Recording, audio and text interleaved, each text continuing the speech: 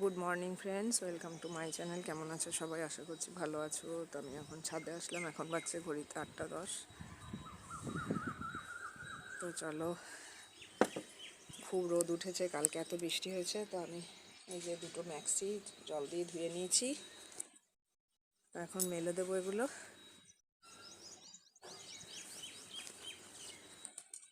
খুব রোদ, কালকে খুব ভালো বৃষ্টি হয়েছিল বিকেলবেলাতে। এখন কি রোদ, আর দেখো দিনের বেলায় রোদ উঠছে, রাত্রেবেলাতে বিকেলে বৃষ্টি হচ্ছে। এটা কদিন ধরেই হচ্ছে।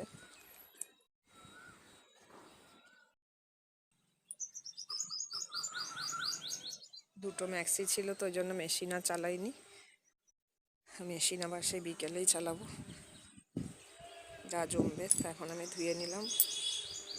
আর দেখো কত নয়নতারা ফুলগুলো আজকে আরও অনেক ফুটে আছে। আমি কটা তুলেছি। গাছটাও বেশ বেড়ে গেছে, আরেকটা নয়নতারা হয়েছে। অ্যালোভেরাটাও দেখো অনেক বড়। এগুলো কি গাছ উঠেছে জানি না, বড় হলে বোঝা যাবে। আর দেখো লঙ্কা গাছ কত হয়েছে।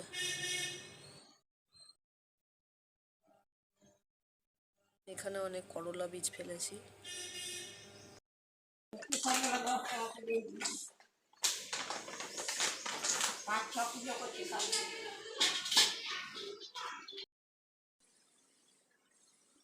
বন্ধুরা, তো তোমাদের এর আগেও দেখেছি এই মাসিটা টুকটাক সবজি নিয়ে আসে, চাষের জিনিস নিয়ে আসে। তো ওর কাছে নিই, কচুর শাক নিলাম, কুমড়ি নিলাম, আর এই কুমড়ো ফুল নিয়েছি। আর এই দেখো মূলও নিলাম একটু। আর এখন ডিম সেদ্ধ বসিয়ে দিয়েছি, ডিমের কারি করব। তো তার জন্য কি কি মশলা লাগবে সেগুলোও দেখে নাও তোমরা।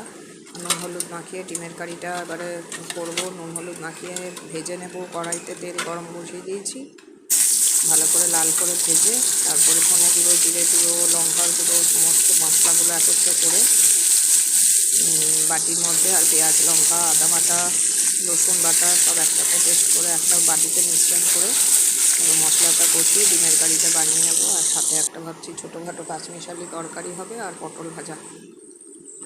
গরমের মধ্যে হালকা খাবারই ভালো।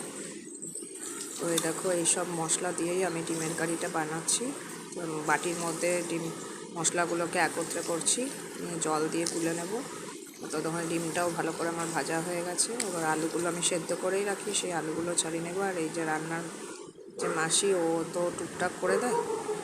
আর গুড ইভিনিং ফ্রেন্ডস, তো আমি একটুখানি হাঁটতে বেরোলাম। অনেক দিন বাড়ি ময়দানে যাইনি, তো একটু যাচ্ছি বাড়ি ময়দানে।